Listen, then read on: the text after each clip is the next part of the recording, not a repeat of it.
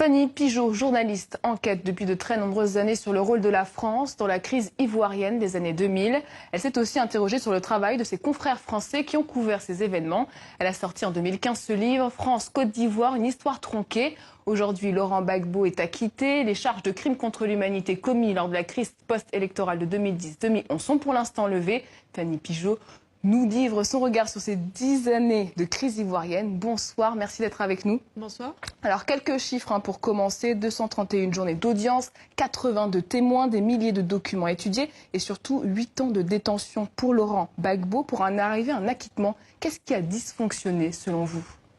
Alors, le dysfonctionnement, il commence dès le début, avant même l'arrestation de Laurent Gbagbo en Côte d'Ivoire, parce que il y a eu collusion, visiblement. On a pu trouver des documents avec Mediapart, avec qui je collabore, des documents qui montrent qu'il y a eu des contacts avant même les violences de la crise post-électorale de 2010-2011, des contacts entre donc Alassane Ouattara, le procureur de la CPI de l'époque, Luis Moreno Ocampo, et la diplomatie française.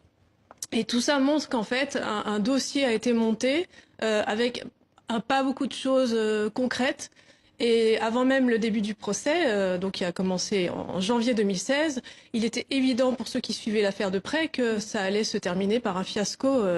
Et on y est arrivé effectivement, puisque le juge qui présidait ce tribunal de première instance a jugé exceptionnel, enfin, il a parlé de faiblesse exceptionnelle du dossier d'accusation, enfin, la preuve était d'une faiblesse exceptionnelle, preuve du procureur. Donc, voilà, le dysfonctionnement, il commence avant même que Laurent Gbagbo soit arrêté le 11 avril 2011. Alors, entre le président ivoirien et la France, sous Chirac puis Sarkozy, c'est une longue histoire de désamour. Laurent Gbagbo pense que Paris est derrière le coup d'État de 2002. Vous avez les mêmes conclusions après votre enquête ? Alors, il est évident que Laurent Gbagbo, quand il est arrivé à la présidence de la République en octobre 2000, n'était pas attendu véritablement à Paris. Le contexte était un peu compliqué, on ne va pas revenir dessus, mais il n'était pas dans les petits papiers de la droite française.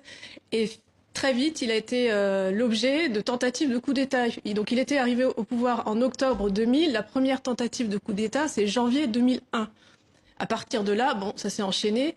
Et alors, effectivement, toutes ces tentatives de coup d'État venaient du Burkina Faso. On sait que les rebelles qui ont fait cette tentative, celle dont vous parlez le 19 septembre 2002, étaient basés au Burkina Faso, étaient formés au Burkina Faso, étaient aussi logés et nourris par l'État burkinabé.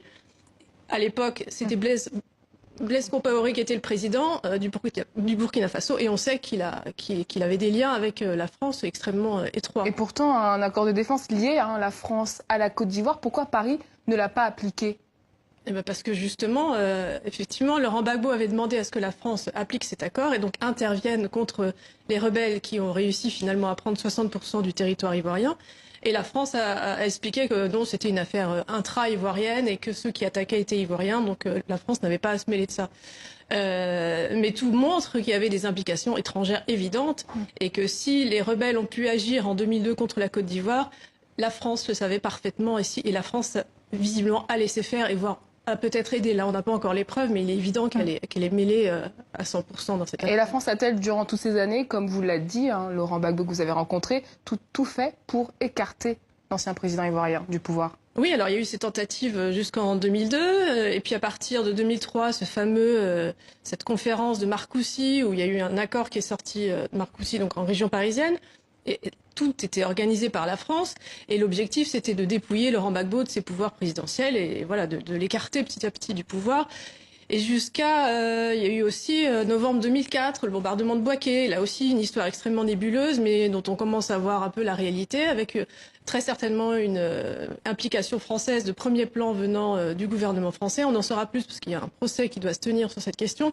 Et voilà, il y a eu jusqu'en 2004 des tentatives répétées pour écarter Laurent Gbagbo du pouvoir et qui mêlaient Paris. Il y a une question qui se pose, mais que représentait Laurent Gbagbo pour la France selon vous ? Alors, il était gênant, visiblement, il gênait pour plusieurs raisons, parce qu'il a un profil complètement atypique. On n'a pas l'habitude de voir ce genre de président arriver à la tête d'un pays de la zone franc. Président qui n'est pas intéressé par l'argent, visiblement, tout le monde le dit, ses amis ses ennemis. Donc difficilement corruptible en tout cas par l'argent, et puis ayant des idées de relations d'égal à égal avec ses partenaires et en particulier la France. Voilà, il y a plusieurs choses comme ça qui gênaient les Français, même si à partir d'une certaine date, à partir de on va dire 2003, il a fait énormément de concessions aux intérêts français. Cette indépendance, elle se matérialisait comment concrètement? Qu'est-ce qu'il a fait qui aurait pu gêner les Français? Eh ben, il avait un discours qui était gênant. Il avait un discours sur le franc CFA notamment. Sur le franc CFA. Alors, il n'a pas beaucoup parlé du franc CFA à partir d'une. Voilà, il a été prudent visiblement parce qu'il savait que c'était un sujet explosif. Mais au début, il avait une politique. Il voulait avoir une politique plutôt sociale. De gauche, et encore une fois, la droite française n'était pas prête à ça. Et au niveau des armes aussi, je crois. Oui, il a voulu aussi revoir certains contrats, et avec Bouygues notamment. Enfin bref, très vite, il a été complètement stoppé dans cet élan. Alors, en 2006, Laurent Gbagbo affirme avoir dit à Chirac « Je ne suis pas votre sous-préfet ». Vous pensez, comme lui, qu'il a payé le prix de son indépendance aujourd'hui ? Ah ben, il est évident que oui, encore une fois, il gênait et qu'il n'était pas question que pour la France officielle, qu'il reste là où il était. Parce qu'en même temps, il pouvait aussi donner l'idée à d'autres États de cette fameuse zone franc d'avoir un discours et des pratiques qui s'éloignaient de Paris. Alors Nicolas Sarkozy arrive au pouvoir en 2007, ça a été le début de la fin pour Laurent Gbagbo, en tout cas c'est comme ça qu'il analyse. Pourquoi il dit ça ? Non, il pense au départ que ça va être plus reposant parce que justement il dit je vais mieux dormir la nuit. Je sais plus, il a une phrase à un moment donné parce qu'il a cru que Nicolas Sarkozy serait plus et voilà, aurait une relation un peu plus facile. Ce serait moins chaotique qu'avec le président Chirac. Et bien voilà, il s'est complètement trompé puisque en 2010, au moment de la fameuse élection présidentielle, la France a tout fait pour soutenir Alassane Ouattara. Et voilà, écarter Laurent Gbagbo très très loin du pouvoir. Et finalement, quelles étaient les relations entre Nicolas Sarkozy et Alassane Ouattara ? Alors, ils se connaissent depuis longtemps. Ils ont travaillé ensemble quand Nicolas Sarkozy était ministre du Budget et Alassane Ouattara était Premier ministre. Voilà, et puis ils ont évolué dans des cercles qui étaient à peu près les mêmes.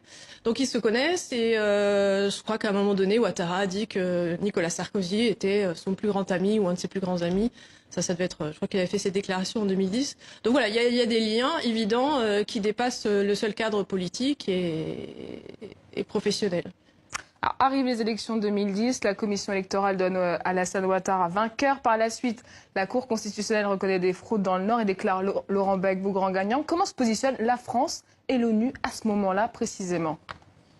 Alors justement, il y a eu beaucoup de choses qui se sont faites pendant cette période-là, beaucoup de manipulations de la part de la commission électorale indépendante qui n'était pas si indépendante que cela, parce la majorité de ses membres étaient soit membres du parti d'Alassane Ouattara, soit membres de partis affiliés, voilà, du fameux RHDP, la coalition qui est arrivée au pouvoir ensuite. Et puis il y a eu des pressions terribles qui ont été exercées, on sait, par les ambassadeurs de l'époque, ambassadeurs américains, ambassadeurs français, sur le représentant l'envoyé spécial du secrétaire général de l'ONU à Abidjan, et qui lui avait pour mandat de dire si l'élection s'était passée de manière juste, transparente. Il ne devait pas prendre position sur les résultats, il ne devait pas prendre position sur qui a gagné ou pas, et il a été amené à le faire, il a été poussé à le faire par les diplomates occidentaux, et dans un sens que eux voulaient, c'est-à-dire dans le sens annonçant qu'Alassane Ouattara avait remporté l'élection. Or, c'était extrêmement trouble dès le début, dès le premier tour, il y a eu des manipulations.